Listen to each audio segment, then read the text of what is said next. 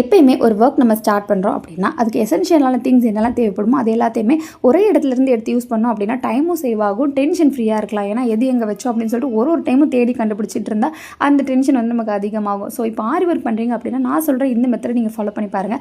ஒரு பாக்ஸ் வச்சுக்கோங்க, அந்த பாக்ஸ்க்குள்ளே கண்டிப்பாக சிசர்ஸ் இருக்கணும். ஏன் அப்படின்னா சிசரோ இல்லைனா கட்டர், ஏன்னா நம்ம அடிக்கடி வந்து த்ரெட் கட் பண்ணுவோம். ஸோ அது வேணும். அதுக்கப்புறமா வந்து த்ரெட்ஸ், நைலான் த்ரெட்ஸோ இல்லைனா வந்து காட்டன் த்ரெட்டோ நீங்கள் இது யூஸ் பண்ணுவீங்களோ அதை வச்சுக்கலாம். நம்ம ஹேங்கிங்ஸ் போடுறப்போ வந்து நம்ம காட்டன் தான் யூஸ் பண்ணுவோம். ஸோ 2 த்ரெட்டுமே வச்சுக்கிறது நல்லது.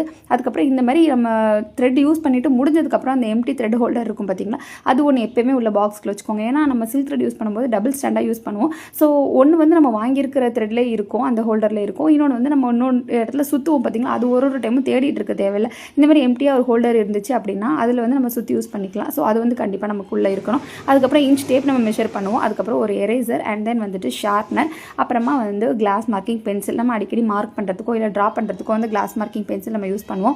அது இல்லாமல் ஒரு நார்மல் பென்சில் வச்சுக்கோங்க. ஏன்னா ட்ரேசிங்லாம் நம்ம எடுக்கிறோம் அப்படின்னா நார்மல் பென்சில் தான் நம்ம யூஸ் பண்ணுவோம். இதே இவ்வளோ குட்டியாக இருக்குது அப்படின்னு நினைக்காதீங்க. ஏன்னா எங்கள் பசங்க வந்து யூஸ் பண்ணிட்டு அதுக்கப்புறம் வேணான்னு சொல்லி போடுறத நான் யூஸ் பண்ணுவேன். ஏன்னா நம்ம வந்து ரொம்ப யூஸ் பண்ண போகிறதில்ல, ரொம்ப கரையாது. ஸோ அதனால் அந்த சின்ன சைஸே எனக்கு போதும். அதுக்கப்புறம் பார்த்திங்கன்னா இப்படி ஒரு சின்ன பாக்ஸ்க்குள்ளே எனக்கு தேவைப்படுற நான் அடிக்கடி யூஸ் பண்ணுற நீடில்ஸ் மட்டும் வச்சுருப்பேன். லைக் வந்துட்டு நம்ம ஜர்தோசிக்கு போடுறது, ஹேங்கிங்ஸ்க்கு போடுறது, அதுக்கப்புறமா வந்து ஃப்ரெஞ்ச் நாட்டுன்னு சொல்லிட்டு நான் எப்பப்போ என்ன யூஸ் பண்ணுவோம் அதை என்ன யூஸ் பண்ண வேணும், அதை வந்துட்டு என்னோடய கம்ஃபர்ட் ஜோனுக்கு ஏற்ற மாதிரி நான் ஒரு பாக்ஸில் வந்து நீட்டாக ஆர்கனைஸ் பண்ணி வச்சுருக்கேன்.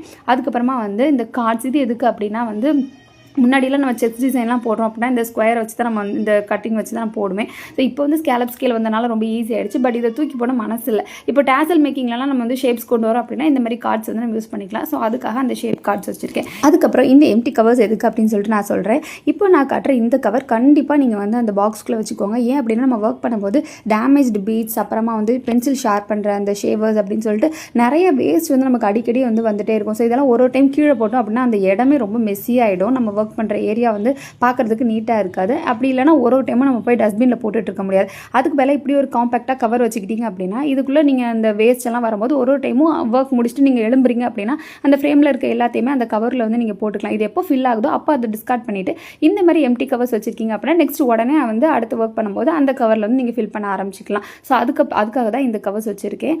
அண்ட் தென் வந்து ஒரு ஜிப்லாக் சின்ன கவர் வந்து எனக்கு கிடச்சிச்சு. அது ரொம்ப க்யூட்டாகவும் இருந்துச்சு. இப்போ நம்ம சில ஸ்டோன்ஸோ இல்லைனா பீட்ஸோ கலர் பீட்ஸ் யூஸ் பண்ணோம் அப்படின்னா கொஞ்சம் தான் மீதி இருக்குது அப்படின்னா அது வந்து நம்ம அதுக்குள்ளே போட்டு வச்சுக்கலாம். ஒரு சேஃப்டிக்காக வந்து அதை உள்ளே வச்சுருக்கேன், எக்ஸ்ட்ரா இருக்கட்டுமே அப்படின்னு சொல்லிட்டு. ஸோ நீங்களும் இந்த மெத்தட்ஸை ஃபாலோ பண்ணி உங்களோட கிட்ட வந்து நீங்கள் ரெடி பண்ணிக்கிட்டீங்க அப்படின்னா ரொம்ப மெஸ்ஸி இல்லாமல், ரொம்ப ஒரு டென்ஷன் இல்லாமல் சூப்பராக உங்களுக்கு வந்து நீங்கள் ஒர்க் பண்ணலாம். தேங்க்யூ ஸோ மச் ஃபார் வாட்சிங்.